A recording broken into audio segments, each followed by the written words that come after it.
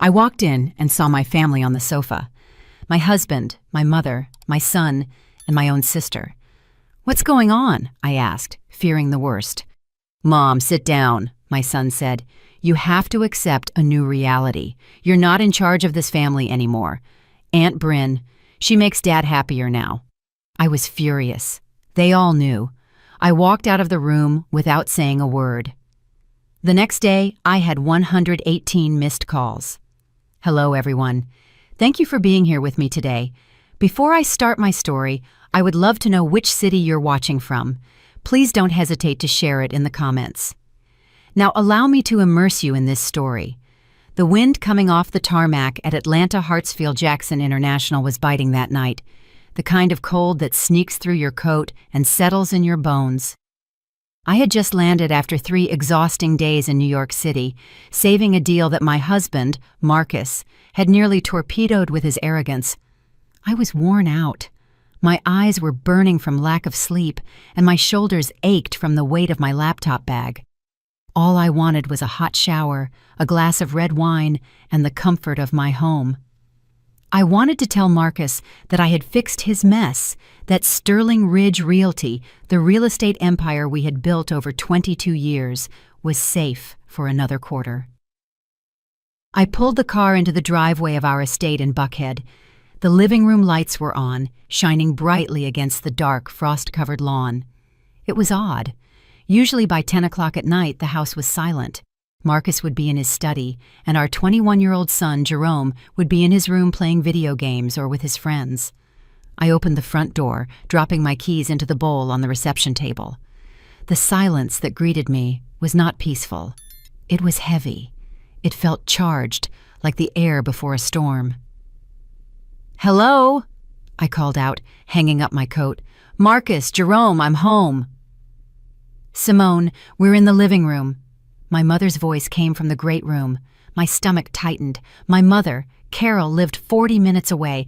What was she doing here on a Tuesday night? A sudden panic gripped me. Had something happened to my sister Bryn? Was someone sick? I rushed toward the living room, my heart hammering against my ribs, but it wasn't a medical emergency. It was a courtroom. They were all there, arranged on the designer leather sofa I had chosen last Christmas. Marcus was seated in the center, impeccably dressed in a white shirt, but he wouldn't meet my eyes. To his left was my mother, Carol, her posture stiff, her hands tightly clasped in her lap. To his right, Bryn, my younger sister, and in the adjacent armchair, my son, Jerome. The atmosphere was suffocating. No one was crying. No one looked sad. They looked resolute. "What is going on?" I asked, my breath catching. "Is everyone okay, Mom?" I took a step forward, but Jerome stood up. He didn't come to hug me. He stood planted, like a security guard blocking a door. He looked at me with eyes devoid of the warmth I had nurtured for 2 decades. "Mom, sit down," Jerome said. His voice was cold, deeper than I remembered, stripped of all affection. "You have to listen, and not make a scene." "A scene? Jerome, you're scaring me. What is this?" "You have to accept a new reality," he continued, reciting words that sounded rehearsed. "You're not in charge of this family anymore." I looked at Marcus. "Marcus, why aren't you saying anything?" Marcus finally looked up. His handsome face, the face that had been the public image of our company for years, twisted into a grimace of pity mixed with annoyance. "It's over, Simone. The farce is finished." "What farce?" I felt like I was drowning on dry land. "Aunt Bryn," Jerome said, pointing at my sister. "She makes Dad happier now. Unlike you, she understands him." The world stopped spinning. I looked at Bryn, my little sister, the one whose rent I had paid for 6 years, the one I had hired when no one else would give her a job. She was sitting cross-legged, wearing a silk blouse that looked suspiciously like one missing from my closet. And then I saw it. Marcus's hand rested casually, possessively, on Bryn's knee. "We didn't want you to find out from a stranger," my mother, Carol, interjected. Her voice was not apologetic, it was a lecture. "We wanted to do this as a family. Simone, you have to be realistic. You've been married to your job for years. Marcus is a man with needs. He needs a wife who is present, not a partner who sleeps with her laptop. Mom, I whispered, the betrayal cutting deeper than any knife. You knew? You're approving of this? I'm supporting happiness, Carol said, raising her chin defiantly. Bryn and Marcus share a connection. They love each other, Simone. It wasn't something they planned, it just happened. You can't punish them for falling in love. I looked at Bryn. She offered a small, triumphant smile. She tucked a strand of hair behind her ear and looked down. On her finger, sparkling under the recessed lights, was a diamond ring. It wasn't a new ring. It was my ring. It was the antique Art Deco diamond Marcus had given me for our 20th anniversary, the one that had mysteriously disappeared from my jewelry box 6 months ago. I had turned the house upside down looking for it, crying for days. Marcus had told me I was careless, that I probably lost it at the gym. That's my ring, I said, my voice trembling with a rage so pure it felt hot in my throat. It looks better on her, Marcus said with a shrug. It was a waste on you. You never wear jewelry anyway. We want you to move out, Jerome said, breaking the silence again. Dad is keeping the house. I'm staying here. It's better if you leave. You create too much tension.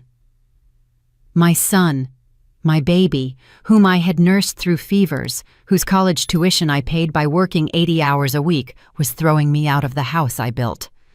Are you choosing this? I asked Jerome, tears finally stinging my eyes. Are you choosing the woman who sleeps with your father behind my back? That's your Aunt Jerome. She's not just my aunt anymore, Jerome spat out. She's the only one who actually listens to me. You just throw money at me and tell me to study. Dad and Bryn, they treat me like an adult.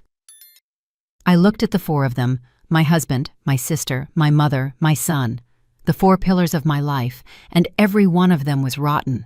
They weren't just breaking my heart, they were dismantling my existence with a cruelty that took my breath away. I felt a wave of nausea, but I swallowed it down. I wouldn't give them the satisfaction of seeing me collapse. I wouldn't scream. I wouldn't beg. I straightened my back. I looked at Marcus, boring my eyes into his until he winced and looked away. You think you've won? I said, my voice quiet but deadly firm. You think you can rewrite history just because you're bored and selfish? Don't make a scene, Simone, Bryn said, her voice cloyingly sweet. Let's be mature about this divorce. Divorce? I let out a short, dry laugh. Oh, you have no idea what's coming. Don't threaten us, Marcus snapped, regaining his arrogance. I've already spoken to the lawyers. You're out. The prenuptial agreement, the company bylaws, I have it all covered. Get out that door, Simone. If you stay, I'll have security remove you from my property. Your property? I looked around the room. I chose every tile in this house. I paid for every brick. And now you're trespassing, Jerome said. That was it, the final break. I looked at my son one last time, memorizing the face of the stranger he had become. All right, I said. I turned. I didn't take my coat off the rack. I didn't pick up my keys from the bowl. I had my spare set in my pocket. I walked toward the door. Where are you going? Carol shouted, a sudden anxiety in her voice. Simone, we need to discuss the settlement. Marcus has a generous offer if you sign tonight. I didn't answer. I opened the heavy oak door and stepped out into the frosty Atlanta night. The wind hit my face, drying the tears before they could fall. I got into my car, the engine coming alive in the silence of the driveway. As I backed out, I saw them through the window. They were already pouring champagne. They were celebrating my elimination. I drove into the darkness, my hands gripping the steering wheel so tightly my knuckles turned white. I didn't know where I was going, but I knew one thing for certain. The Simone they knew, the doormat, the provider, the fix-it-all, had died in that living room. And the woman driving away was someone they should fear, dearly. If you're listening to this and you're as furious as I was in that moment, please hit the like button and comment with the number 1 below. Let me know you're with me. Your support tells me I'm not alone in this fight. Comment 1 now because, believe me, what they did next makes this betrayal seem like just the warm-up. I drove for 1 hour, the city lights of Atlanta blurring into red and gold streaks through my windshield. My mind was a chaotic storm of images. Bryn's smirk, the ring on her finger, Jerome's cold stare. But beneath the shock, a primal instinct was activating. Survival. I needed gas. The low fuel light had been blinking since I left the airport, but I'd been too anxious to get home to stop. Now, on a desolate stretch of the I-285, I pulled into a 24-hour gas station. My hands were shaking as I stepped out into the bitter cold. I slid my Platinum credit card, the one linked to our joint account, the one I used for everything from grocery shopping to business dinners, into the pump. Processing, the screen blinked. Then in red letters, denied. Please see attendant. I frowned. It was impossible. The credit limit on that card was $50,000, and I had paid the balance in full 3 days ago. I tried again. Denied. A cold knot formed in my stomach, heavier than the betrayal I had just witnessed. I searched my purse and pulled out my personal debit card, the one linked to my checking account where my salary was deposited. I walked into the station. The clerk, a bored teenager with earbuds around his neck, didn't even look up as I placed a bottle of water and a pack of gum on the counter. I swiped the debit card. "No go," he mumbled, chewing his gum. "Try again," I said, my voice tight. "There's money in there." He sighed and swiped it one more time. "Denied, ma'am. Insufficient funds or blocked card. Got any cash?" I stood there, paralyzed under the harsh fluorescent lights. My banking app. I had to check my app. My fingers fumbled with my phone as I logged in. "Access denied. User authentication failure. Please contact your branch." I tried the company account. "Access denied." I tried the joint savings account. "Access denied." Marcus hadn't just thrown me out of the house. He had executed a financial kill switch. He had been planning this. You don't lock a co-owner out of business and personal accounts instantly unless you've prepped the ground with the bank, falsely alleging fraud or changing administrative privileges days in advance. He wanted me destitute. He wanted me stranded in the middle of the night without resources, so I would crawl back and sign whatever generous offer Carol had mentioned. I rummaged in my purse, past the useless plastic, down to the small zippered pocket at the bottom. I found 3 crumpled $20 bills and a handful of change. $60. That was my net worth right now. I paid for $20 worth of gas and the water with the cash. I got back in my car, trembling, not just from the cold, but from the terrifying realization of my vulnerability. I couldn't go to a hotel. I didn't have a credit card for the deposit. I couldn't go to my mother's house. I couldn't go to Bryn's. I drove until I found a roadside motel with a blinking neon sign that read, "Vacancy." It was one of those places where truckers sleep for a few hours, the kind of place where the sheets smell of stale smoke and regret. "Prepay," the night manager said through a reinforced glass pane. $50 for the night. I handed him $50 of my remaining $60. He slid a key through the tray. Room 12. The room was freezing. The heater rattled and spat out air that smelled of burnt dust. I sat on the edge of the sunken mattress, still in my expensive business suit, my coat pulled tightly around me. I looked at my phone. The screen was lit up with notifications. No apologies, no please come back. 118 missed calls. Most were from a number I recognized. Marcus's personal lawyer, a shark named Reginald Pierce. And then the emails started rolling in. Subject, marriage dissolution agreement. Subject, urgent, non-disclosure agreement required. Subject, termination notice, Sterling Ridge Realty. I opened the termination notice first. It was a PDF attached to an email from the HR director, a woman I had hired, a woman I had mentored.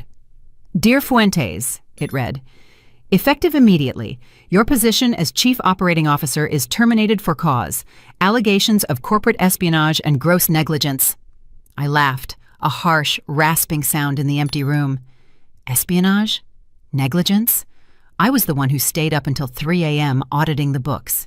I was the one who knew every zoning law in the county. Marcus didn't even know how to convert a PDF without asking for my help. And then a text message came through. It was from Jerome. My thumb hovered over the screen, a small, foolish part of me hoping he had run away, that he was sorry. Mom, don't make this harder. Dad says he'll cut off my tuition and trust fund if you fight the divorce. He's promised me the VP position next year if I stick with him. You always told me to be ambitious. I'm just doing what you taught me. Please understand. I dropped the phone on the bed as if it burned. That was the final erasure. Marcus hadn't just taken my money and my job. He had bought my son's soul. He had used the wealth I helped build to bribe my own child against me. I curled up on the grungy bedspread, knees pulled to my chest. The tears finally came, hot and fast. I cried for the baby I read bedtime stories to. I cried for the sister I protected on the playground. I cried for the husband I believed in when he was nothing but a smile in a cheap suit. But as the night wore on and the tears dried into salty crusts on my cheeks, something else began to settle in my chest. It was cold and heavy, like a stone. They thought they had erased me. They thought that by taking away my credit cards and passwords, they had taken my power. They forgot one thing. They forgot who built the castle they were sitting in. They forgot who designed the security systems, who drafted the contracts, and who knew where the bodies were buried. Marcus thought Sterling Ridge Realty ran on his charm. He was about to learn that it ran on my brain, and while he might have stolen the front door keys, he had forgotten that the architect always leaves a back door. I stared at the water stain on the ceiling, waiting for the sun to rise. I was no longer Simone the wife. I was no longer Simone the mother. I was Simone the architect, and I was about to tear the whole house down. Sleep was impossible in that motel room. The highway traffic noise was a constant drone, but it was the noise in my head that kept me awake. Sharp, jagged memories played on a loop. To understand why I was lying on a filthy mattress with $10 in my pocket, I had to backtrack. I had to look at the foundation of my life and realize it had been cracked from the start. I grew up in a small town in rural Alabama, the eldest of 2 daughters. My father died when I was 7 years old, leaving my mother, Carol, to raise us alone. His death broke something in her, or perhaps it just revealed who she truly was. She was a woman who needed to be adored, to be the center of attention, and she projected that need onto her daughters, or rather, onto one of them. Bryn was born beautiful, even as a baby. She had golden curls and big blue eyes that made strangers stop on the street. I was plain, brown hair, serious eyes, sturdy. I was the responsible one. Bryn was the princess. I remember the day I turned 18. I had just received my acceptance letter to Wharton Business School and a partial scholarship. It was my ticket out. I had worked 3 part-time jobs all through high school, tutoring, waitressing, shelving books at the library, to save up for the rest of the tuition. I ran into the kitchen waving the letter. "Mom, I got in!" Carol was at the table painting Bryn's fingernails. Bryn was 12 then, already demanding and petulant. "That's nice, Simone," my mother said without looking up. "But keep your voice down. Bryn has a headache." "But Mom, it's Wharton. It's a business degree." Carol sighed, finally looking at me. Her eyes weren't filled with pride.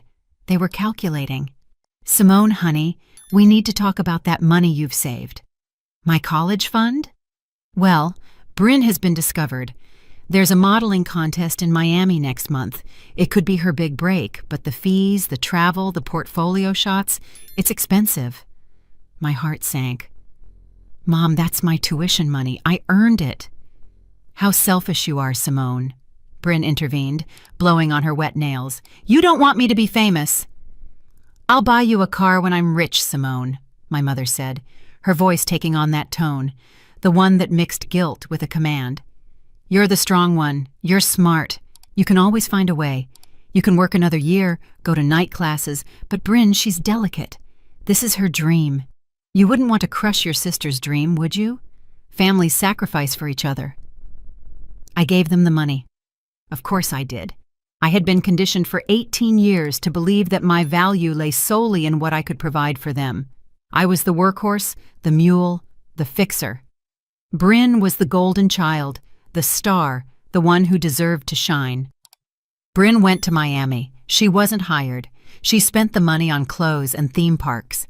I spent the next year working double shifts at a restaurant to earn the money back.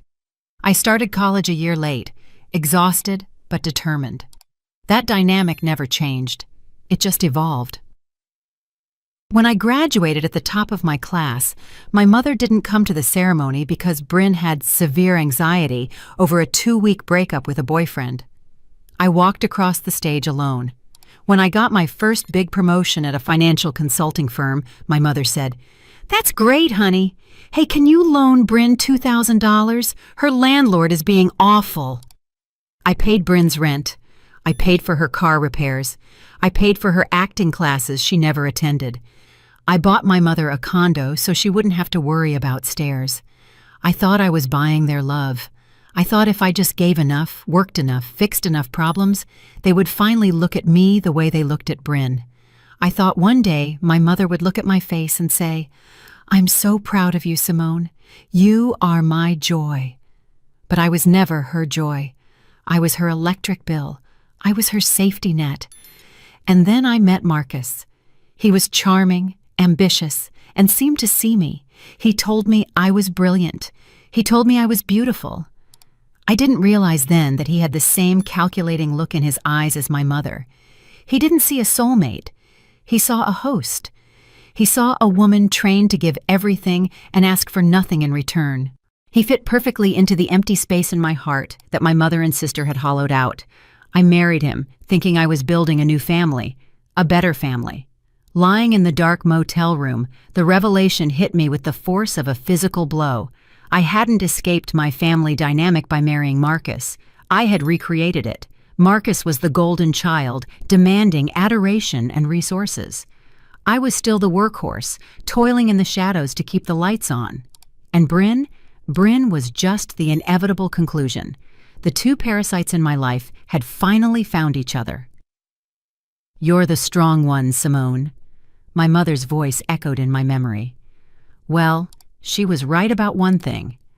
I was strong enough to carry them for 40 years. And now, God help them, I was strong enough to let go. I sat up on the bed, the metal spring squeaking. I wasn't going to cry anymore. The sadness was gone, replaced by a cold, clinical clarity. They wanted delicate Bryn. They wanted dreamer Marcus. Fine, they could have each other, but they couldn't have my money. They couldn't have my company. I picked up my laptop bag. It was time to stop being the sacrificing daughter. It was time to be the CEO who liquidates toxic assets. The morning sun filtered through the motel room's dirty curtains, casting long, dusty shadows on the floor. I opened my laptop. Thankfully, I had a portable Wi-Fi hotspot in my bag, a habit from years of business travel. Marcus couldn't cut off a device he didn't know existed.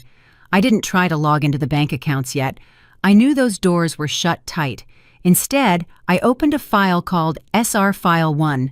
To understand how I was going to destroy Marcus, you have to understand how I built him. I met Marcus 22 years ago at a real estate networking event in downtown Atlanta.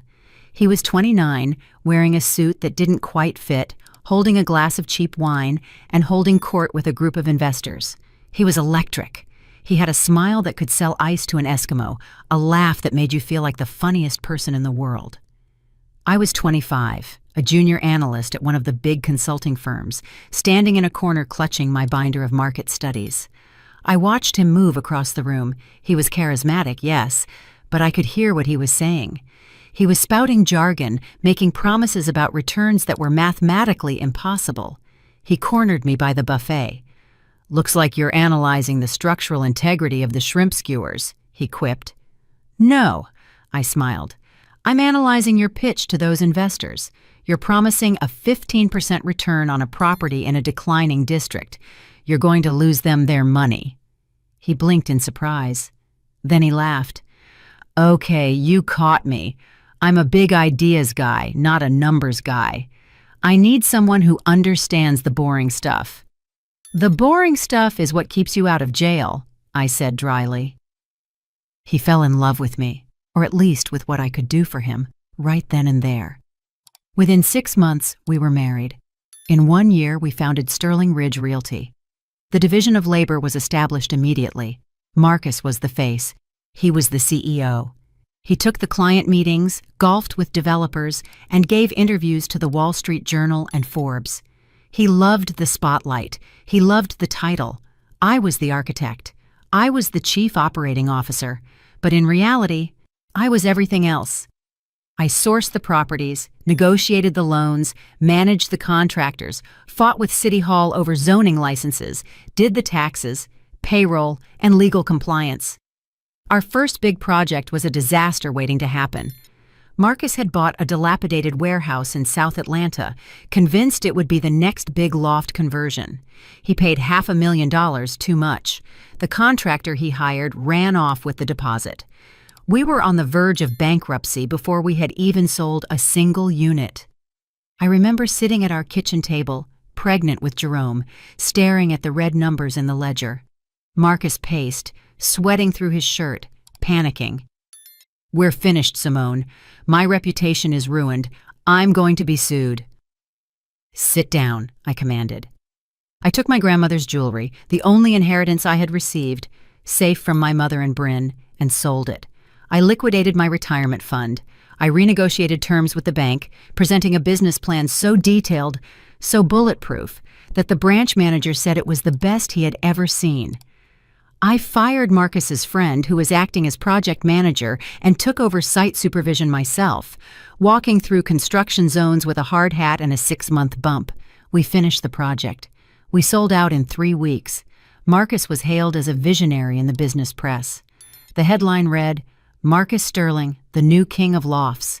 He brought the magazine home, beaming. "Look at this, baby, we did it." He didn't mention me in the interview once. When I gently pointed it out, he kissed me on the forehead. "Honey, you know how the media is.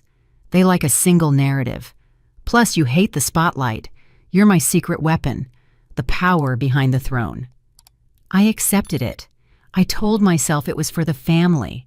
I told myself that as long as the company succeeded, it didn't matter whose face was on the cover. I was a fool. For 20 years, I built the stage, set the lights, and wrote the script. Marcus just walked out and took the applause. The company grew. We expanded into commercial properties, luxury condos, mixed-use developments. We were worth millions. But the company's structure, that was my masterpiece. Marcus was lazy with details. He hated reading contracts. He hated passwords. "You fix it, Simone," was his favorite phrase. So I set up the digital infrastructure, created the intricate web of LLCs to limit liability, configured the automated bank transfers, and because Marcus was paranoid about employees stealing from him, he insisted on a localized, highly encrypted internal server for our most sensitive financial data. He wanted a ghost access, a master administrator login that could bypass all other protocols in case we ever got locked out or held hostage by IT staff. "Only you and I will know the ghost access," he had said. But Marcus never bothered to memorize the complex 64-character string I generated. He wrote it on a Post-it, kept it in his desk drawer for a week, and then threw it away, assuming I would always be there to type it for him. He was right. I was always there, until yesterday. Now, sitting in the motel, I looked at the login screen for the private Sterling Ridge server. The VPN tunnel was secure. Marcus thought that calling the bank and removing me as a signatory had cut off my access. He thought that firing me through HR had revoked my access. He relied on standard protocols. He relied on the front door. He forgot about the ghost access. My fingers hovered over the keyboard. I typed the string of characters. It was a verse from a poem I loved, mixed with the GPS coordinates of the first building we bought and the date Jerome lost his first tooth. Marcus knew none of those things. Authenticating. Access granted. Administrator level. The screen flooded with data. The entire nervous system of Sterling Ridge Realty was open before me. Emails, wire transfers, ledger records, tax documents, private chat histories. I wasn't just looking at a company, I was looking at the crime scene of my marriage. I started downloading. I didn't want just a few files. I wanted everything. Every email Marcus had sent in the last 5 years, every expense report, every wire transfer to the Cayman Islands or Switzerland. And that's when I saw it, a folder labeled Project B. It wasn't a construction project. The B stood for Bryn. I opened the folder, and the blood ran cold in my veins. This wasn't just an affair. This was large-scale embezzlement. Dates, amounts, receipts. January 12th, transfer of $50,000 to Bryn Consulting LLC, Bryn's maiden name. February 14th, $12,000 at Tiffany & Coton, March 1st. $4,500 for monthly rent of a luxury suite at the St. Regis. He had been keeping Bryn as a concubine with company money for 3 years, but it went even deeper. I saw transfers to a phantom company I didn't recognize, Orion Holdings Group. The signatory for Orion wasn't Marcus. It was Bryn. And the assets being transferred into Orion weren't just cash. They were deeds. Marcus was slowly transferring the titles of our most valuable, unencumbered properties into a company owned by my sister. He was gutting Sterling Ridge Realty, preparing to leave me with the empty shell, while he and Bryn walked away with the assets. I felt sick. This wasn't just replacing me as a wife, this was grand larceny. But as I scrolled through the documents, a cold smile touched my lips. Marcus was an actor, not an architect. He didn't understand the paperwork he was signing.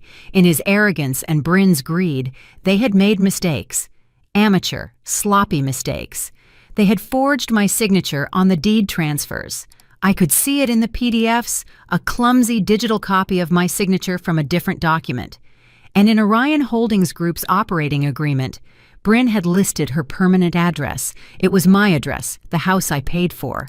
I had them dead to rights. But I couldn't strike yet. If I went to the police now, Marcus would claim it was an administrative error.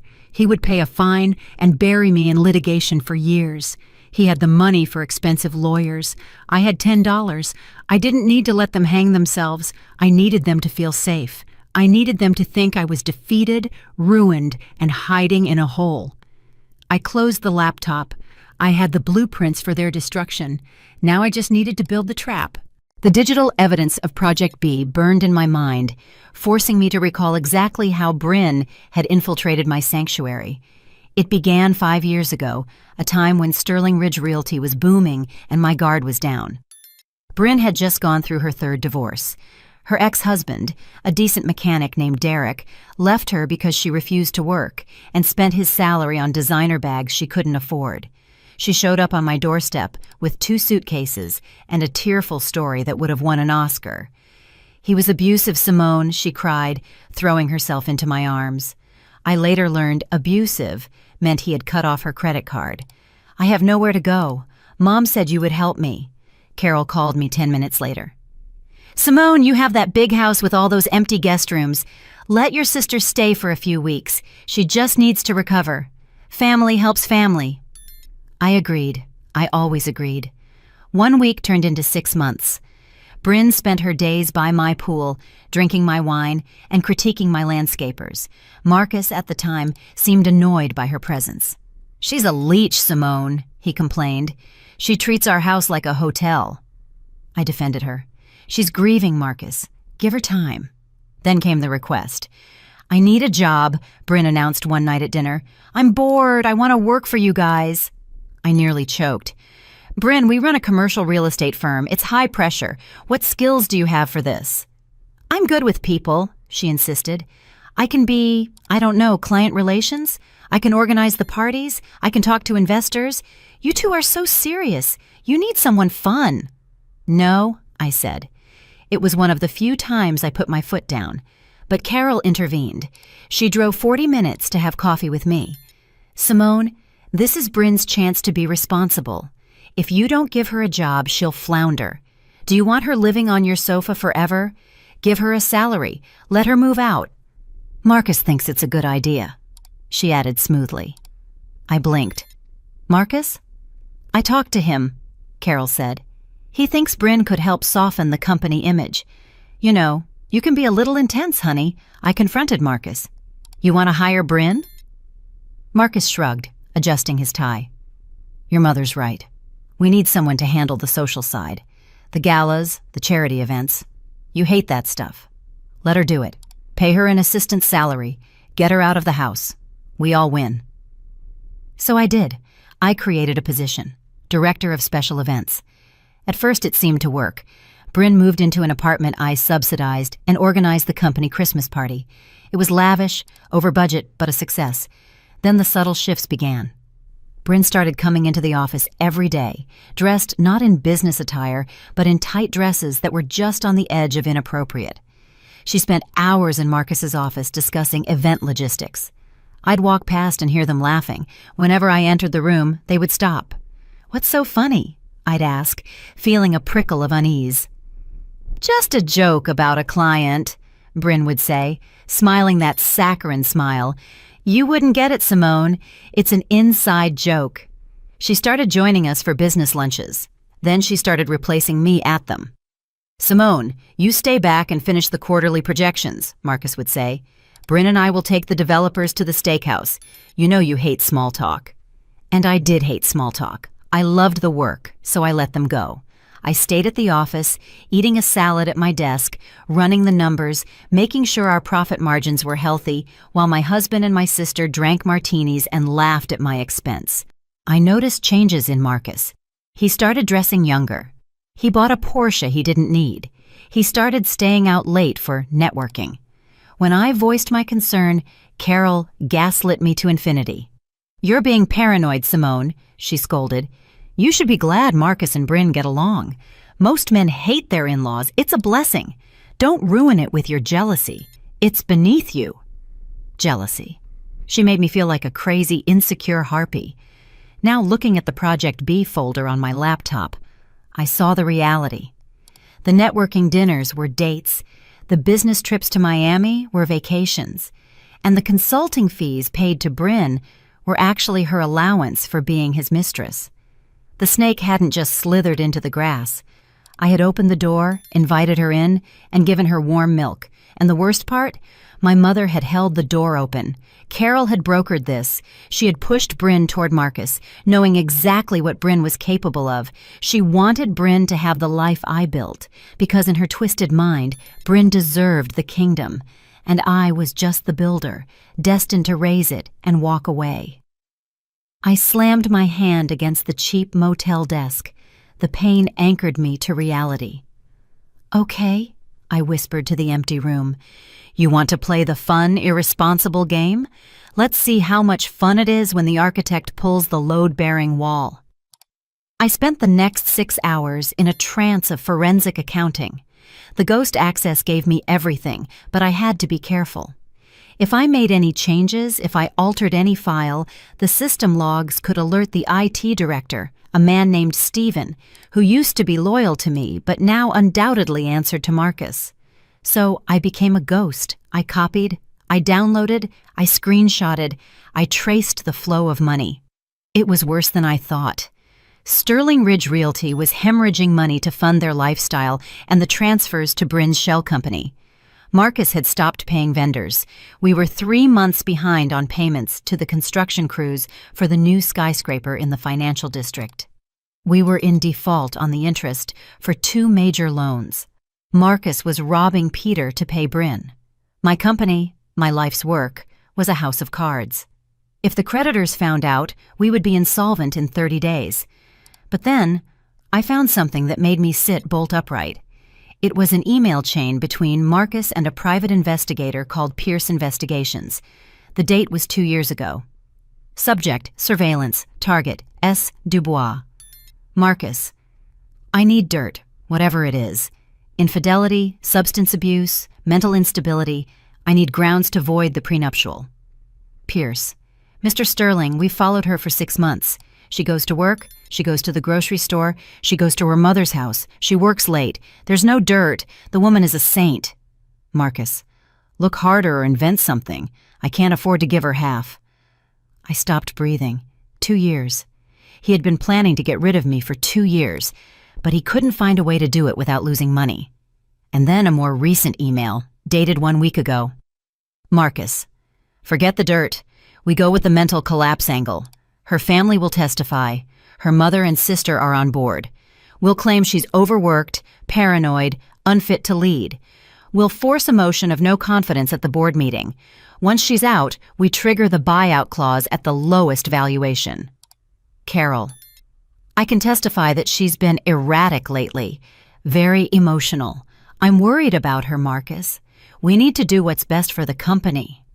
I stared at the screen, the tears of rage blurring my vision. My mother, my own mother, was conspiring to have me declared mentally unstable so her golden child could steal my husband and my money. You want erratic? I murmured. I'll show you erratic. I dug deeper. I needed leverage. The evidence of fraud was good, but it would take time to prove in court. I needed something immediate, something that would terrify Marcus. I found it in the tax filings. Last year, to secure a massive loan from a private equity firm, Marcus had inflated the occupancy rates of our commercial properties. He had forged lease agreements. He had physically falsified the signatures of tenants who didn't exist. This wasn't just civil fraud. This was bank fraud. This was a federal felony with prison time, and the loan documents were signed by Marcus Sterling, CEO. My signature wasn't on them.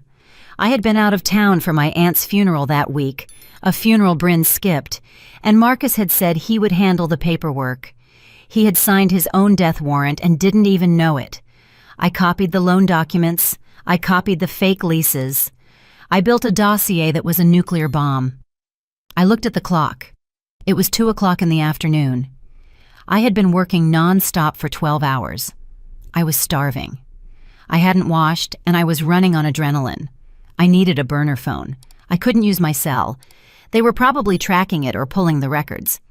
I walked to a convenience store across the street, buying a cheap prepaid phone with cash. Back in the room, I sat on the bed and looked at the new phone. Who could I call? My friends? Most were shared couple friends with Marcus. They would probably side with charming Marcus or remain neutral. My family? Obviously not. My employees? Too risky. I needed someone powerful, someone who hated Marcus, someone with the resources to wage a war. One man popped into my head, Elijah Vance. Elijah was a billionaire real estate magnate in Atlanta. Old money, ruthless, but principled. 3 years ago, Marcus had beaten Elijah for a prime land acquisition in the Beltline development. Marcus had won by bribing a city councilman to rezone the land, a move I had fiercely opposed, but which Marcus did behind my back. Elijah had suspected foul play. He had publicly called Marcus a cheap-suited climber. Marcus had laughed it off, but Elijah never forgot. If I went to Elijah Vance with proof of Marcus's fraud, specifically the fraud that had cost Elijah that deal, it was a long shot. Elijah might just laugh at me. He might turn me away. But he was the only person in Atlanta with enough power to shield me from Marcus's legal team. I dialed the number for Vance Enterprises. I knew it by heart. I had looked it up enough times when we were rivals. Vance Enterprises, office of the chairman, a crisp voice answered. I need to speak to Mr. Vance immediately. Mr. Vance is in meetings. May I ask what this is regarding? Tell him it's Simone Dubois, I said.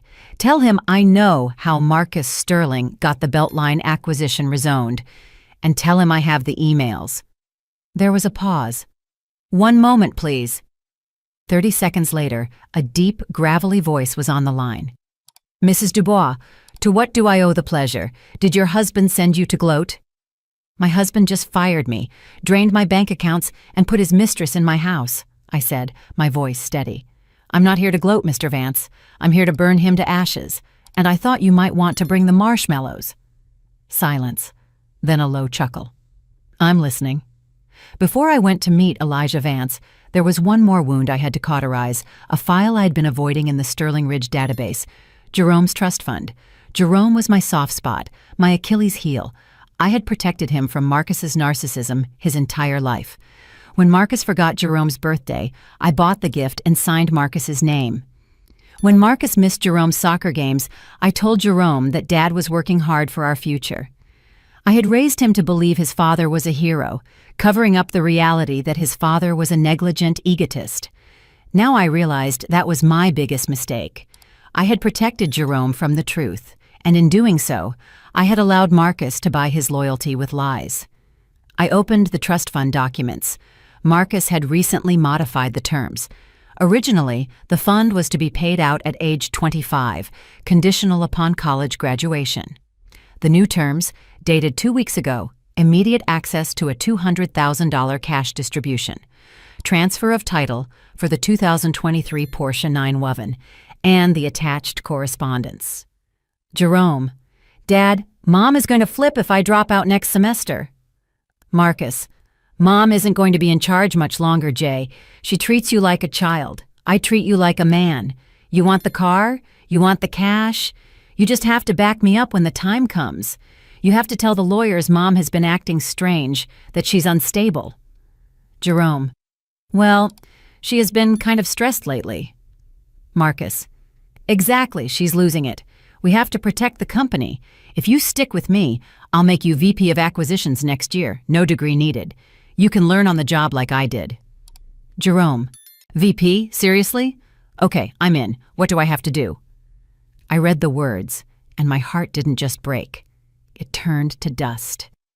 VP of Acquisitions. Jerome was failing Intro to Economics. He spent his weekends playing video games and sleeping until noon. He wasn't qualified to run a lemonade stand, let alone a department in a multi-million-dollar company. Marcus was setting him up to fail, stroking his ego to use him as a pawn against me.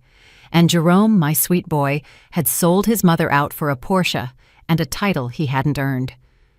I remembered the text he sent me last night. Dad says he'll cut off my tuition. He wasn't worried about tuition. He was worried about easy money. I pulled up Jerome's credit card statement, the one I paid. Liquor store, nightclub, online gambling, club, strip club. He was in a downward spiral, and instead of parenting him, Marcus was funding that spiral to buy an ally. I picked up my burner phone, hesitating. He was my son, but the boy who sat on that sofa and told me to accept reality wasn't the boy I raised. He was his father's creation. If I continued to cushion his fall, I would lose him forever to Marcus's world of corruption and superficiality. The only way to truly save him was to let him crash. I typed a text message. I didn't send it yet. I just wrote it, staring at the cursor. Jerome, I saw the emails. I saw the car. You chose the easy way, but the easy way is a trap. When your father is done using you, he will discard you just like me. I love you enough to let you learn this the hard way. Good luck, Mr. Vice President. I saved the draft. I dried my eyes. I navigated to the payroll system. I removed Jerome from the intern payroll he had been on for 3 years, despite never stepping foot in the office. I couldn't touch the trust fund. Marcus controlled it now, but I could touch the health insurance. Jerome was on my policy, the policy I paid for personally. Remove dependent, Jerome Sterling. Reason, no longer a full-time student. It was petty, it was small, but it was the first time in 21 years I hadn't fixed something for him. My phone vibrated. It was the address for the meeting with Elijah Vance, the Peachtree Club, Library Lounge in 1 hour. Come alone. I closed the laptop, went to the bathroom, and splashed cold water on my face. I tried to fix my hair. My suit was wrinkled, but I shook it out. I applied a layer of lipstick, my armor. I looked in the mirror. The woman looking back looked tired, yes, but she looked dangerous. She looked like a mother who had lost her cubs and had nothing left to lose. You want instability, Marcus? I told my reflection. I'm going to show you an earthquake. I walked into the Peachtree Club in the same wrinkled suit I had fled my house in, carrying a laptop bag that contained enough evidence to send my husband to a federal correctional institution. The doorman eyed me skeptically. This place smelled of old money, old grudges, and mahogany, a world Elijah Vance ruled. I found him in the library lounge, sitting in a leather armchair reading the Financial Times. He was 65, silver-haired, and had eyes like polished flint. He didn't stand when I approached. "Mrs. Dubois," Elijah said, folding his newspaper, "you look terrible." "I feel terrible," I admitted, sinking into the chair opposite him, "but my brain is working perfectly." "You mentioned the Beltline deal." Elijah cut to the chase. "You said you had proof." I opened my laptop.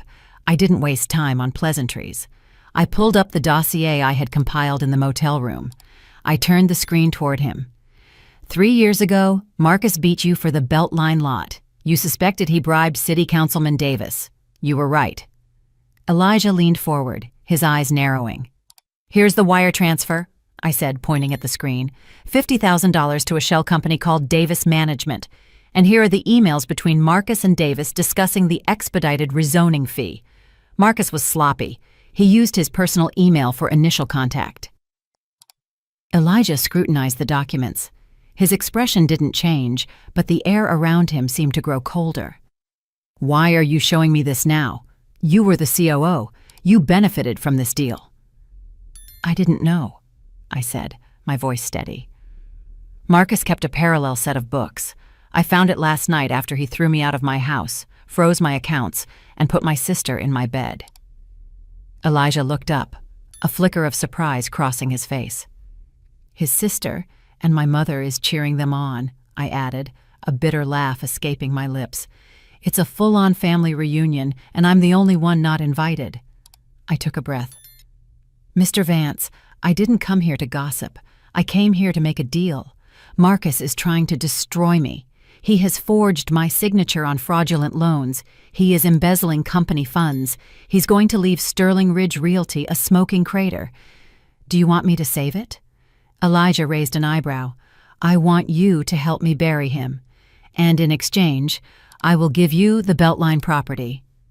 Continue. "Marcus is over-leveraged. He's cash poor. He's about to default on construction loans. If you step in now as a white knight investor, offering a bridge loan to save the project, he'll take it. He's desperate. And in the loan contract, we embed a guarantee clause. If he defaults, which he will because I know the real numbers, you get the assets, specifically the Beltline deed." Elijah stared at me for a long moment. The silence stretched, thick and tense. Then a slow smile spread across his face. It wasn't a warm smile. It was the smile of a predator recognizing another predator. "You are vengeful, aren't you?" Elijah said softly. "I'm efficient," I corrected. "Marcus thinks I'm a scorned wife who will cry in a corner. He doesn't realize that I'm the one who wrote his business plan." Elijah closed my laptop and pushed it back to me. "I like you, Simone. You have grit. Marcus always struck me as a peacock, all feathers, no flight. But you're a hawk." He pulled out his phone. "I'm calling my general counsel. He's the best litigator in Atlanta. He will represent you in the divorce, pro bono. Consider it an investment in our new partnership." "Thank you," I whispered, the relief flooding me. "And Simone," Elijah added, his eyes hard, "don't disappoint me. If we do this, we destroy him completely. No mercy. No taking him back when he cries." "He won't be crying," I said, thinking of Marcus's smirk when he took my ring. "He'll be screaming." Elijah nodded. "Good. Now let's get you a hotel room that doesn't charge by the hour. You can't plan a war if you haven't slept." That night, I slept in a suite at the St. Regis Atlanta, paid for by Vance Enterprises. I took a long bath, scrubbing the motel grime from my skin. As I lay between the clean, cool sheets, I felt a deep shift inside me. For 20 years, I had been the fixer. I had smoothed over Marcus's mistakes, cleaned up his messes, made him look good. I had been the invisible glue holding everything together. Now, I was going to be the solvent. I was going to dissolve everything he thought he owned.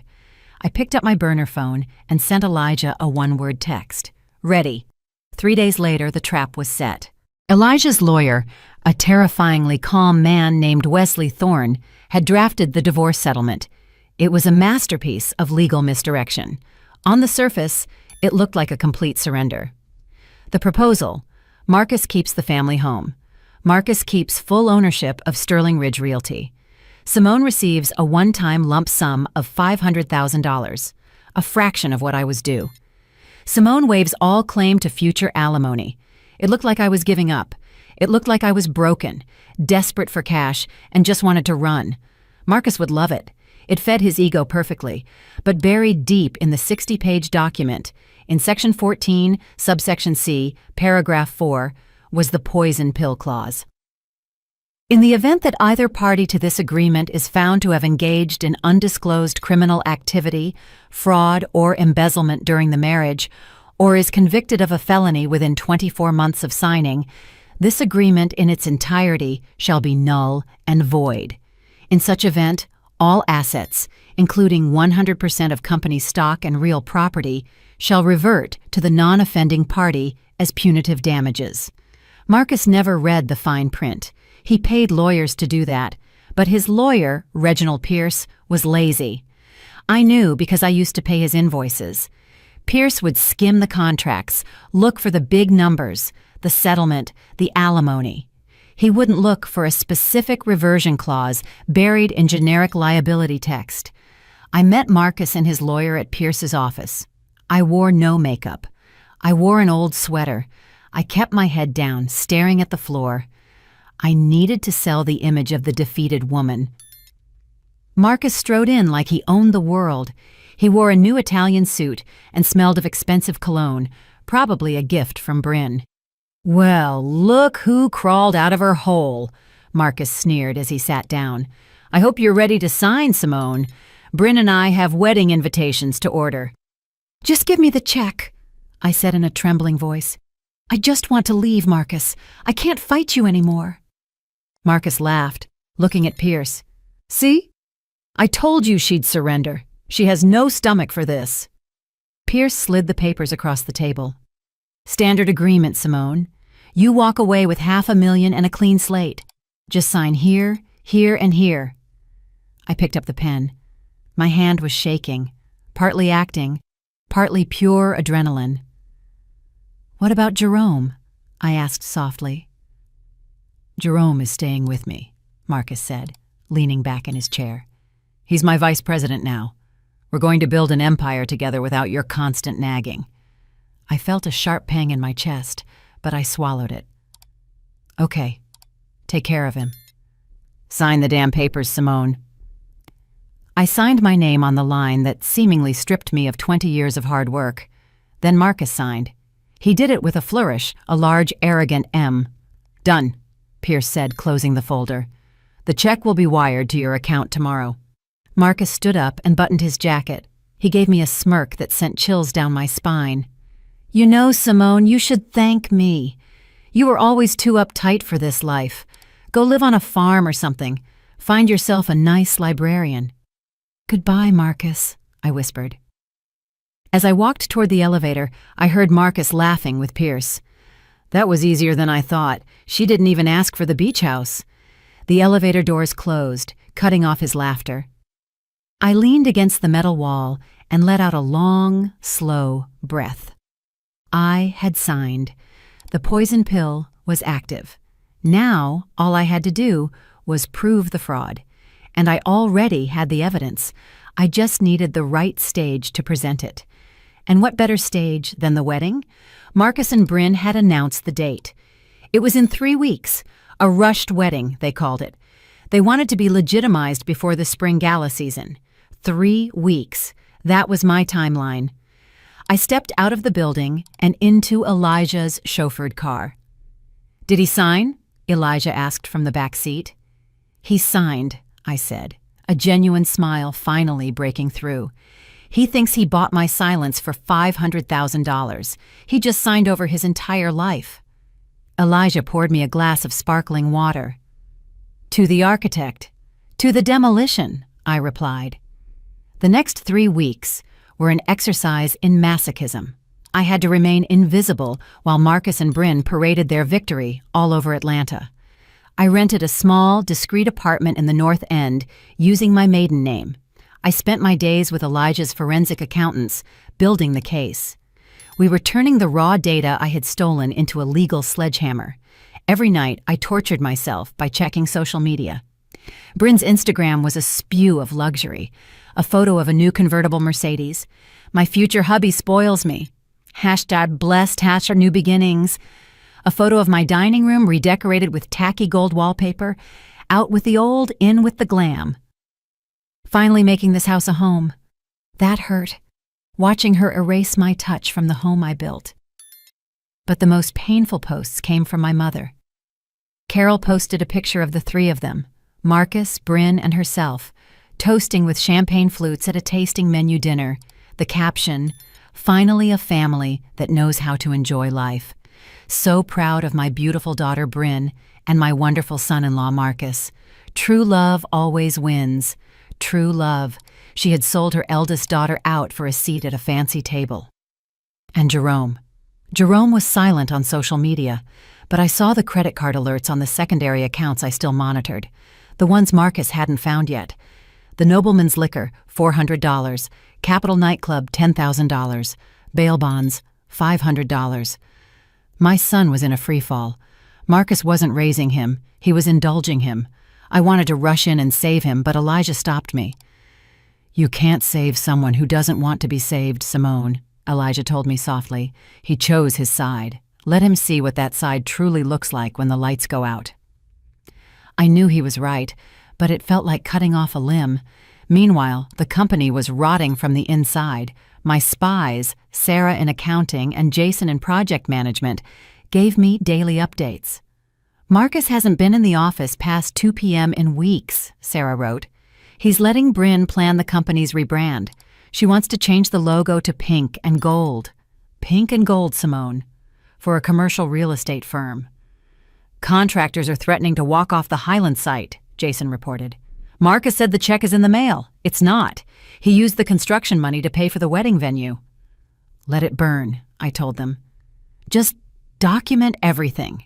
Save the email where he tells you to delay payments." The wedding was going to be at the St. Regis, in the Grand Ballroom. It was the most expensive venue in the city. Bryn had invited 300 people, investors, politicians, local celebrities. They wanted to cement their status as Atlanta's new power couple. They wanted an audience. Good, I thought, looking at the invitation Sarah had secured for me. "You want a spectacle? I'll give you a spectacle." 2 days before the wedding, I got one last piece of leverage. It came from an unexpected source. My phone rang. Unknown number. "Hello, Simone? It's Derek." Derek, Bryn's ex-husband, the mechanic she had bled dry. "Derek," I said, surprised. "How are you?" I'm okay. Look, I heard what happened, what they did to you. It's disgusting. I got something," Derek said, lowering his voice. "When Bryn left me, she left a box of papers in the garage. I was going to burn them, but I looked through them last night. Simone, she has credit cards in your name from 3 years ago." "What?" "She opened them when she was staying with you. She intercepted the mail. She maxed them out and then hid the statements. But I found the collection agency letters, and I found a letter from Marcus." "From Marcus?" "Yeah. He paid one of the cards off. The letter says, 'I covered this one. But you have to be more careful. If Simone sees this on her credit report, we're both dead. Stick to the plan. 2 more years, and we take it all.'" 2 more years. The timeline fit perfectly. Marcus had been conspiring with my sister to steal my identity and my money while I was feeding her and giving her a job. "Derek," I said, my voice trembling, "can you bring me that box?"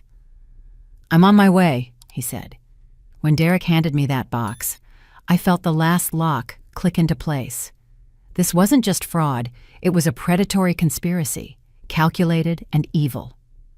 I looked at the handwritten letter from Marcus. 2 more years, and we take it all. I locked the letter in my safe. "Thank you, Derek," I said. "Give 'em hell, Simone," he said with a grim smile. "Oh, I plan to," I replied. "I plan to give them the whole damned hell."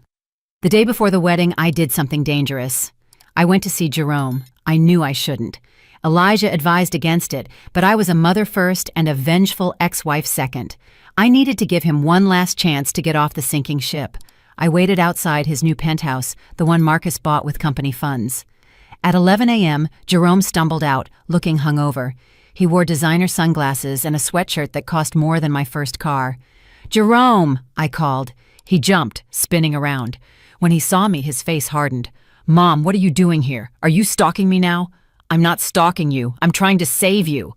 I don't need saving, he spat, walking toward his Porsche. I'm doing great.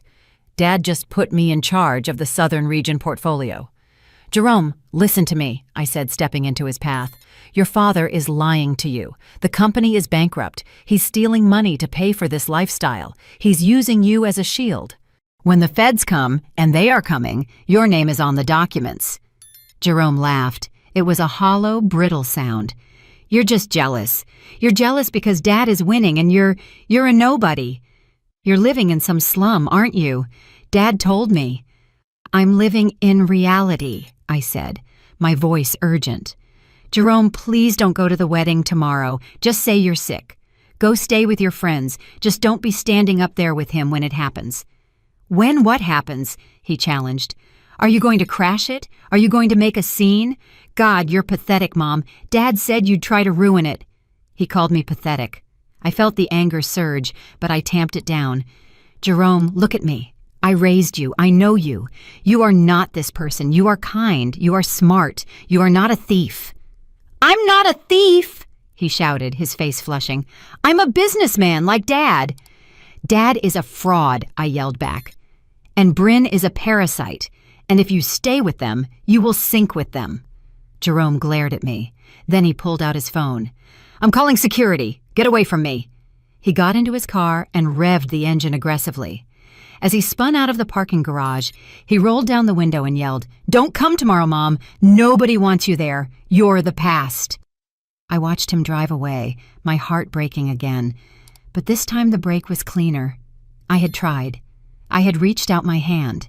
He had slapped it away. He was on his own now. I drove back to my apartment. Elijah was waiting with the final preparations. How did it go? He asked, though he clearly knew the answer from my face. He's gone, I said flatly, completely brainwashed. Then he will learn the hard way, Elijah said. Are you ready for tomorrow? We have the projector access codes. The police are briefed. Inspector Miller is waiting in the lobby at 8 p.m.? Yes. Elijah handed me a garment bag. Then you'll need this. I unzipped the bag. Inside was a suit. It wasn't a frantic, desperate ex-wife's dress. It was a sleek, custom-tailored black tuxedo. Yves Saint Laurent, powerful, elegant, severe. Put on your armor, Simone, Elijah said. Tomorrow you are not the victim. You are the executioner. I touched the fabric. It was cool and smooth. Thank you, Elijah. Get some rest, he said. It's going to be a long night. I didn't rest. I sat by the window watching the city lights. I thought of Marcus and Bryn, probably rehearsing their vows right now, probably laughing about how they had gotten away with it. 2 more years, and we take it all. They wouldn't get 2 years. They wouldn't even get 2 days. Tomorrow, the new Mr. and Mrs. Sterling were going to have a very different kind of reception. The wedding morning dawned gray and cloudy, a perfect day in Atlanta for a funeral. I spent the morning reviewing the presentation. We had timed it perfectly. It would start right after the video montage of their love story that Bryn had commissioned for $20,000. At 6 p.m., the guests began arriving at the St. Regis. I watched the live feed from a camera Elijah had installed in the ballroom. He had an ownership stake in the hotel. Gaining access was trivial. It was nauseatingly opulent. The room was covered in crystal and pink roses, thousands of them. There was an ice sculpture of Marcus and Bryn intertwined. I watched my mother, Carol, greeting guests. She wore a champagne-colored dress that was too youthful for her, beaming as if she had won the lottery. Yes, isn't it wonderful? I heard her tell a confused cousin. They're soulmates. Simone? Oh, poor Simone couldn't handle Marcus's success. She's taking some time off. I saw Marcus. He looked nervous but triumphant. He was shaking hands, patting backs, playing the role of the benevolent king. And Bryn. She walked in wearing a custom Vera Wang gown, draped in diamonds. Diamonds my company paid for. She was gorgeous. I had to admit it. Gorgeous and rotten. The ceremony began. I listened to them exchange vows. I promise to be your partner in all things, Marcus said, looking deeply into Bryn's eyes. I promise to support your dreams and spend my life making you happy, Bryn cooed. I was sitting in the hotel suite upstairs, sipping black coffee. Lies, I whispered. Every word is a lie. Are we ready? Elijah asked, checking his watch. The signal is live, the technician confirmed. As soon as you give the order, we hijack the feed. Not yet, I said. Wait for the toasts. Wait until everyone is seated and looking at the screens. The reception began. The champagne was flowing. Marcus stood up to give a speech. I want to thank everyone for being here, he boomed, holding Bryn's hand. This has been a long journey, a journey to find true happiness. Sometimes you have to make hard decisions to find your real destiny. The crowd politely applauded, though I saw some uncomfortable glances. Everyone knew the scandal. They just didn't care as long as the open bar was premium. And to my new wife, Bryn, Marcus continued. You are my muse, my rock, my everything. My phone vibrated. It was the signal. Now, I said. Down in the ballroom, the lights dimmed for the video montage. Sentimental music began to play. Photos of Marcus and Bryn on yachts, in Paris, on the beach, flashed across the huge screens behind the head table. The crowd sighed. I stood up, smoothing my tuxedo jacket. I left the suite and headed for the elevator. Showtime, Elijah said, walking beside me. Inside the elevator, I watched the numbers drop. 10, 9. My heart wasn't racing anymore. It was beating slow and heavy, like a war drum. The elevator doors opened on the lobby level. Inspector Miller and 2 uniformed officers were waiting. Mrs. Dubois? The inspector asked. Yes, we have the warrant. We're ready when you are. Give me 5 minutes, I said. I want them to see it before they get the cuffs. Understood. I walked toward the ballroom doors. The security guards Marcus had hired to keep me out stepped forward. Ma'am, this is a private event. Elijah Vance stepped out from behind me. And I own the building. Step aside or you'll be looking for work tomorrow. The guards hesitated, recognized Elijah, and immediately backed away. I pushed open the double doors. Inside, the music had just reached a crescendo. The video on the screen showed Marcus and Bryn kissing in front of the Eiffel Tower. And then the screen flickered. The music cut out with a screech of feedback. The room fell silent. On the massive screens, the romantic image faded. In its place appeared an austere spreadsheet, red numbers, and then a document, a credit card statement, name, Bryn Dubois, address, 124 Oak Street, my house. Purchase, diamond ring, Tiffany & Company, $25,000, paid by Sterling Ridge corporate account. A murmur swept through the crowd. What is that? Bryn! Bryn stood up. Marcus, fix it! Cut the feed! Marcus shouted at the audiovisual booth. Turn it off! But the technician in the booth was ours. He didn't turn it off. He turned up the volume, and then my pre-recorded voice boomed through the speakers. Hello, Marcus. Hello, Bryn. You wanted a family reunion? You wanted everyone to witness your union? Well, let's show them what this union is really built on. All heads snapped around, not toward the screen, but toward the back of the room. The silence in the grand ballroom was absolute. 300 pairs of eyes turned in their seats to look at me. I walked down the center aisle, my heels clicking rhythmically on the marble floor. The black tuxedo made me look like a shadow against the sea of pink flowers. Marcus was frozen at the head table, his face draining of all color. Bryn was clutching her napkin to her chest, her mouth agape. My mother, Carol, looked like she was about to have a stroke. Simone, Marcus whispered, the microphone picking up his shaky voice. What are you doing? I didn't stop until I reached the center of the dance floor, directly in front of the head table. I looked at them, the people who had been my world, now just small, frightened figures on a stage.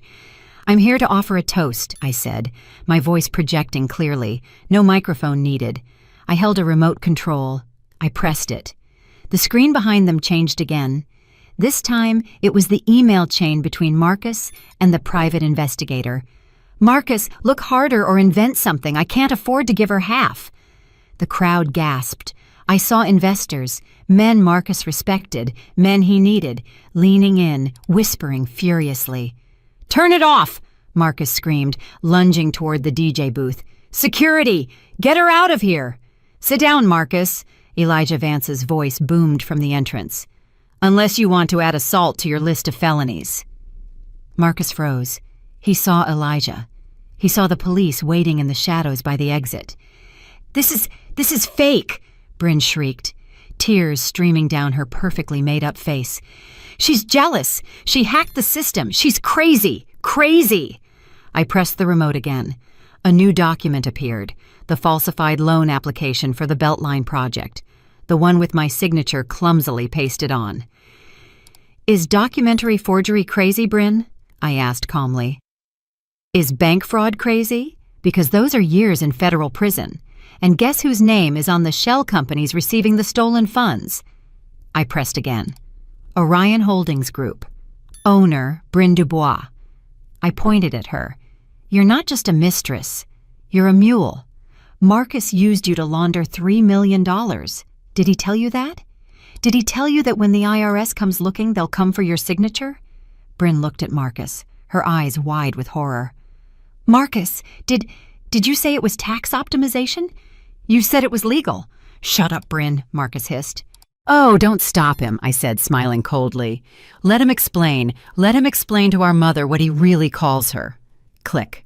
The email appeared. Subject, the old lady. "Marcus, just cut Carol another check from the B fund. The old lady is greedy. As long as we pay for her condo, she'll keep Simone in the dark. She'd sell her own daughter out for a remodeling budget." Carol made a sound that was half whimper, half choke. She stood up, her hands trembling so hard she knocked over her champagne glass. "Marcus, you called me that?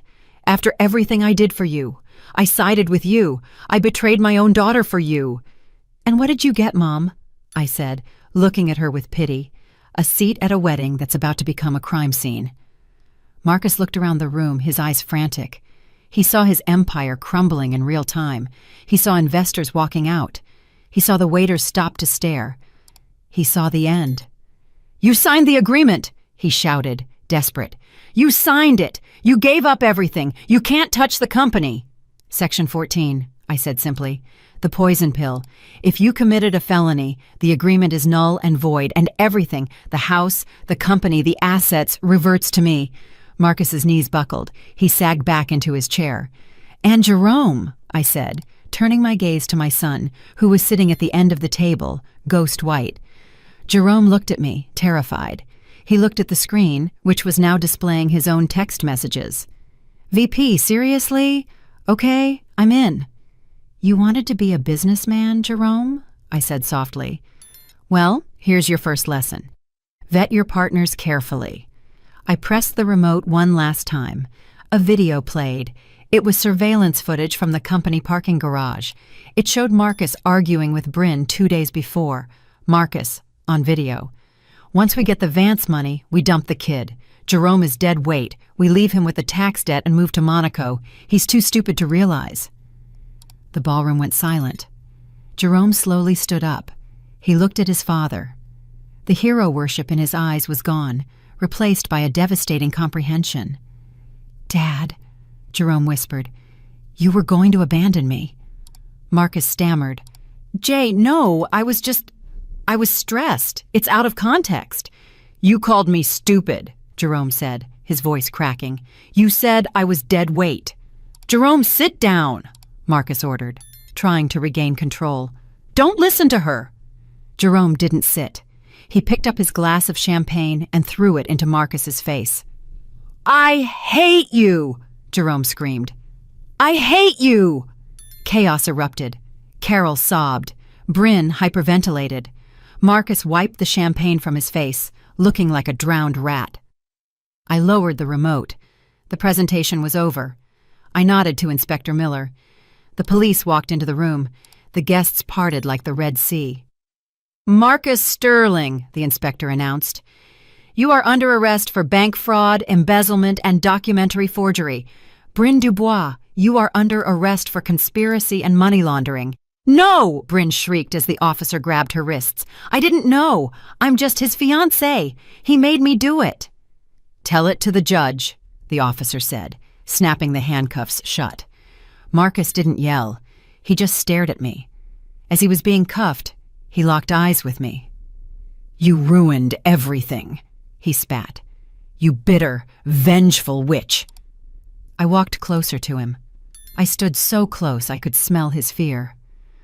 I didn't ruin anything, Marcus, I said, quiet as a frozen lake. I just turned on the lights. And you're just a cockroach that got caught.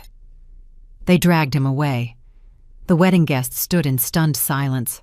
The only sound was Carol's weeping. I looked at the head table one last time. The cake was untouched. The flowers were perfect. The illusion was destroyed. I turned to Elijah Vance. I think I'm finished here. Brilliant, Elijah said, offering me his arm. Absolutely brilliant.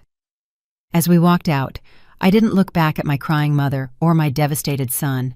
Not yet. They had made their bed. Tonight, they had to sleep in it. The days following the wedding were a media circus. The Atlanta Journal-Constitution ran the story on the front page. I do not real estate mogul arrested at the altar. I didn't give interviews. I let the evidence speak for itself. I went back to my house 3 days later. The police had cleared it as a crime scene. It felt strange to walk back into the rooms I had designed. Bryn's things were everywhere. Tacky clothes, cheap magazines, half-empty wine bottles. I hired a cleaning crew. Throw out everything, I told them. Everything that isn't mine. Burn the sheets. Change the mattresses. I wanted to scrub her DNA from my life. Marcus was denied bail. The judge deemed him a flight risk due to the video-recorded Monaco plan. He was in the FCI in Georgia, trading his Italian suits for an orange jumpsuit. Bryn made bail, paid by my mother, who had liquidated her retirement savings to get her baby out. But Bryn wasn't free. She was facing 5 to 10 years. Her face was all over the internet as the jail-bound gold digger. A week later, my mother came to see me. She looked 10 years older. Her hair was messy. Her eyes were red. She stood on my porch, trembling. Simone. Her voice shook. Carol, I said, blocking the door. Don't call me Mom. Can I come in? It's freezing. You can say what you have to say from there. She shivered. Simone, please be reasonable. Bryn is terrified. She's just a girl. She didn't know what she was doing. Marcus manipulated her. Bryn is 40 years old, I said coldly. She knew she was sleeping with my husband. She knew she was spending my money. She signed the papers. She's your sister, Carol wailed, her grief turning into the familiar family venom. You can't let her go to prison. You have to drop the charges. Tell the prosecutor it was a misunderstanding. It wasn't a misunderstanding. It was a felony. If you do this, Carol hissed, you're no daughter of mine. You're destroying this family. I laughed. It was a light, free sound. Carol, you destroyed this family 20 years ago when you decided Bryn was the princess and I was the servant. You haven't come to apologize. You've come to ask me to fix it again. You want me to be the scapegoat one last time so Bryn can walk free? She's delicate, she's a felon, and you're an accomplice. I saw the checks Marcus wrote you. Consulting fees. You accepted money to help them manipulate me. Carol paled. I'm not filing charges against you, Carol, I said. Not because I love you, but because I don't want the shame of seeing my mother's mugshot. But you are dead to me. Don't call me. Don't come here. If you need money, ask Bryn. I paused.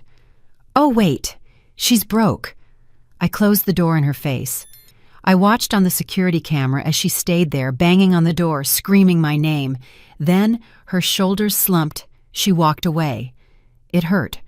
Of course it hurt, but it was the pain of pulling out a splinter. Sharp, then relief. Then there was Jerome. He hadn't called. He hadn't come over. I knew he was crashing on a friend's sofa because the authorities had confiscated the penthouse and the Porsche. I waited. I knew he had to come to me on his own terms. 2 weeks later, he showed up at my office. He looked terrible. He had lost weight. He was wearing old jeans and a t-shirt. No sunglasses, no attitude. Mom, he asked from the doorway. I looked up from my desk. "Hello, Jerome." He walked in and sat in the chair across from me. He looked at his hands. "I'm sorry," he whispered. "I was stupid." He made me feel important. He told me it was better than college. He told me you were holding me back. "And you believed him because it was easier than working," I said, softly but firmly. "Yes," he admitted, tears dripping onto his jeans. "I saw the video. He called me dead weight. He was going to abandon me. I have nothing, Mom." He wiped his eyes. "They took the car. I have no money. I need help." I looked at my son. I wanted to hug him. I wanted to write him a check and fix everything. But I was the architect now, and you don't build a strong structure on cracked foundations. "I love you, Jerome," I said, "but I'm not going to give you money." He looked up, horrified. "But where am I supposed to live?" "I don't know. You have to figure that out." "Mom, please!" "This is the deal," I said, sliding 2 pieces of paper across the desk. "This is a student loan application, and this is a job application for the mailroom at Phoenix Realty. Minimum wage. You start at the bottom. You finish your degree at night." "The mailroom?" he asked, surprised. "Take it or leave it. If you want to be a man, Jerome, you earn it. Marcus gave you things to buy you. I'm offering you nothing so you can build yourself." He looked at the papers, looked at me, saw the resolve in my eyes. Slowly, he reached out and took the pen. "Okay," he said, his voice trembling. "I'll take the job." "Good," I said. "Report to Sarah in HR. She'll give you an ID badge. Don't be late." He stood up. He looked at me. He truly looked at me for the first time in years. "You're really scary, Mom," he said, with a hint of admiration in his voice. "I know," I smiled. "Now get to work." The trial was short. The evidence was overwhelming. Marcus Sterling pleaded guilty to avoid a 20-year sentence. He received 8 years in federal prison, plus restitution. He looked gray and defeated in the courtroom. He didn't look at me once. Bryn took a plea deal, 3 years in prison for fraud. She sobbed as the gavel fell, looking at Carol in the gallery and screaming, "Mom, do something!" But Carol couldn't do anything. Carol was living in a studio apartment, subsisting on Social Security, having lost her allowance and her pride. I sat in the back row in my black suit. I watched justice served. I didn't feel joy. I felt peace. The ledger was finally corrected. Epilogue. 1 year later, I was in my office on the 40th floor, overlooking the city. The Phoenix Realty sign on the wall behind me was a sleek silver and blue, no trace of pink. The company was thriving. We had just closed the Beltline deal with Elijah Vance. It was going to be a mixed-use development featuring luxury condos, but also affordable housing and a community center. My phone vibrated. "Jerome," it read. "Hey, Mom, just finished my economics final. I think I aced it. Also, the mailroom team improved sorting efficiency by 15% this week. Am I getting a raise?" I smiled. "Don't push it, but dinner is on me tonight at 7. Jerome was working hard. He was tired, broke, and humble. And I had never been prouder of him. He was becoming the man I knew he could be, not the caricature his father tried to mold. A knock came at my door. "Come in." Elijah Vance walked in with a bottle of champagne. "Happy anniversary," he said, "of the day you burned down the circus." "It feels like a lifetime ago," I said, accepting the flute. "You know," Elijah said, leaning against my desk, "Marcus sent me a letter from prison. He wants to know if I'll buy his shares of the old shell companies. He needs commissary money." "What did you tell him?" "I told him I only do business with the CEO, and the CEO is busy building an empire." We clinked glasses. I looked out at the city skyline. I had lost a husband. I had lost a sister. I had lost a mother. But I had found myself. I was no longer the scapegoat. I was no longer the fixer. I was no longer the invisible wife. I was Simone Dubois, the architect. And my life was finally, truly mine. Thank you for listening to my story. It hasn't been easy to relive, But if my journey can help just one person stand up to the toxic people in their life, then it was worth it. Family is not always blood. Family is the people who respect you, who value you, and who stand by you when the storm comes. If you are holding on to someone just because they are family, but they are hurting you, let them go. You are strong enough to build something new. If you enjoyed this story and want to see more justice served, please hit the like button. It really helps the channel grow. And subscribe so you don't miss the next story. And tell me in the comments, have you ever had to cut off a toxic family member? How did you find the strength? I read every single comment, and I would love to hear your story. Until next time, stay strong, stay smart, and never let anyone take the keys to your castle. I'm really glad you're here and that I could share my story with you. If you liked it, show me by liking the video and subscribing to my channel. Let's see how many of us there are. Write in the comments which city you're watching from and what time it is. I'm so curious to know where all you wonderful people are tuning in from. If you want to support me a little extra, you can also send a small donation. I share new life stories for you every single day. And now, 2 of my most popular stories will pop up on the screen so you can choose what to watch next.